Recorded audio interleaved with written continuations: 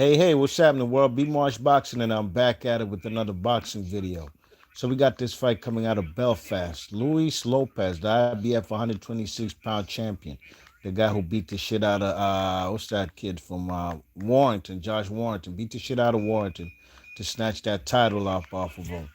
Well, he fights Michael Conlan in Michael Conlan's country. Goes to Belfast, Ireland, to take on Michael Conlan.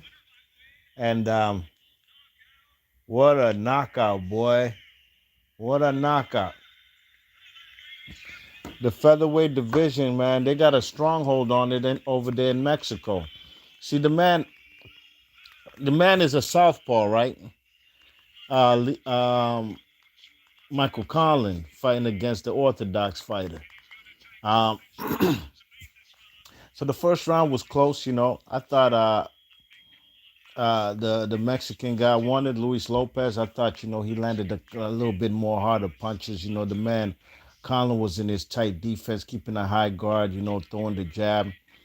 And the other guy was more loosey goosey, you know what I mean? Had his hands down more, looking for opportunities and openings, mostly counter punches. That's what he was tonight. You know, he wasn't that uh, typical Mexican style Luis Lopez. He was really a counter puncher tonight, and it worked in his favor. You know, the man. I had him winning round one. You know what I mean?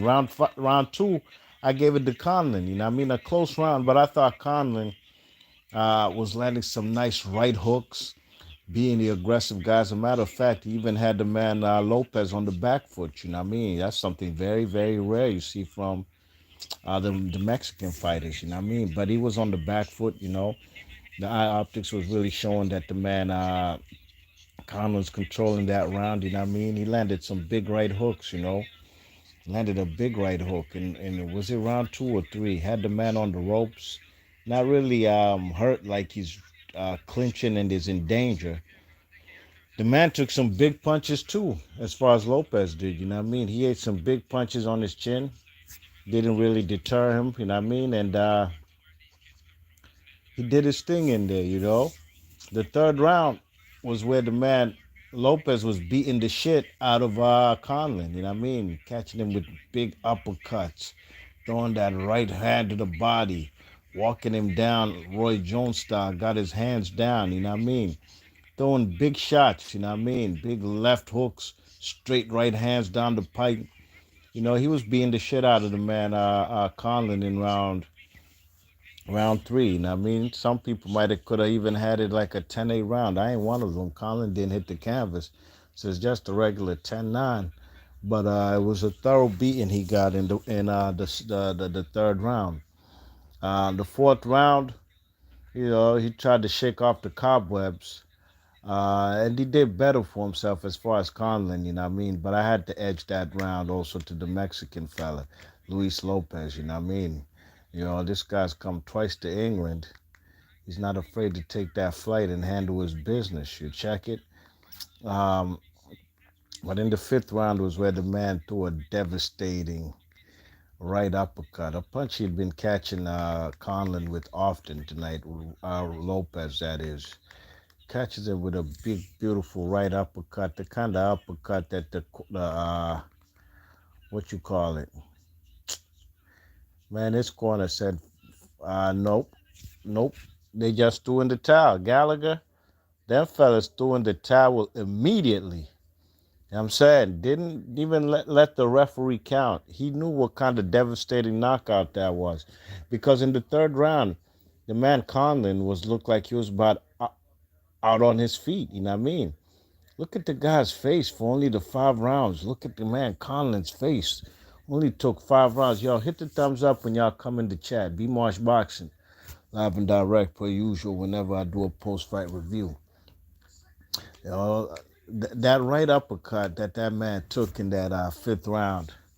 It was just so beautiful, and it was basically a culmination of the punishment Conlan took in the third round. You know what I mean? So he just dusted him off, finished him off in the fifth round, and it's a wrap, man. The man Luis Lopez retains his world title, and here he is. You know, he's ready for hopefully a unification. You know what I mean? You know, I believe the Cuban kid is the WBO champion at 126. The guy, I always forget his name, and I've watched him numerous times. I watched him fight Shakur Stevenson in the Olympics in the gold medal round. Uh, his name always escapes me whenever I do the video, and I know him pretty well. The man lost his pro debut, but he's now a champion at 126. The WBC strap is held by Ray Vargas, trained by Nacho Beristain. And what you call it? What's left out there? WBC, WBA, WBA. Who's it held by? It's held by Mauricio Lara, who's supposed to be fighting shortly, but he lost the strap on the scales you know what I mean. Them fellas lost the strap on the scales because he didn't make weight. He came in 4 pounds overweight yesterday, so he's no longer the champion. But if Lee Wood wins it today, he could be the new WBA featherweight champion. Mike Ring in the chat. Yeah, he says Conlan hasn't improved since the Woods fight. In fact, he's stagnated and he's above 30. Time to retire. I was saying the same thing when I was watching. I've seen this guy twice in the Olympics. You know what I mean? This is a guy 2016 and 2012. Here we are in 2023, and he's yet to win a world title. He's looking like another Paddington. What's that guy? It was an Irish guy from Ireland by the name of Paddington a few years ago, who he himself in the lower weights, like 108, 112, 112, something like that, right? He was supposed to be a guy to win a world title. He was a guy who's been to the Olympics twice. Yeah, I believe 2012 and 2016. And he got his ass battered, man. And I don't think he's ever fought again since by a Mexican guy. I forgot the guy who punished him's name. So the luck of the Irish not looking so lucky for them winning world titles after having extensive, long amateur backgrounds and pedigrees. You know what I mean? But since the Lee Wood fight, I agree with the man, Mike's True Ring. He ain't really looked too good today. I gave him 1 round out of the 5, you know what I mean? And he really got fucked up in the 3rd round. So kudos to the Mexican fighter. I've enjoyed him ever since I've got to know him on these big world stages in England, going there taking names, or in the UK. He's kicking asses and taking names, and I got to give it up to him, you know what I mean? B-Marsh Boxing, Leah, thoughts and comments. England's on one today. They got fights from out of Belfast. They got the Lawrence Okoli card from out of Bournemouth, south of England. Bournemouth, United Kingdom, England. And then we got Lee Wood fighting up out of versus the guy Mauricio Lara. They fighting in Manchester, you know what I mean? So boxers on Sky Sports. We got DAZN with the Matchroom guys. And then we have BT Sport with the Queensberry, you know what I mean? I thought it's a damn shame when they do that shit to us here in the United States. 3 cards at the same damn time. Might be a card for a De La Hoya DAZN card, a PBC card, and then a PBC Showtime card, and then an ESPN Top Rank card. I hate when they do that shit, man. I only have 2 eyes, you know what I mean?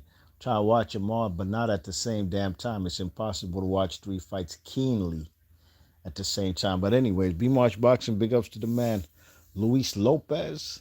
Devastating KO. Definitely a candidate for knockout of the year for 2023. B-March Boxing, your thoughts and comments. If you're new to the channel, please share and subscribe. Hit the thumbs up if you like the content. I'll catch you guys on the next one. I'm gone. 1.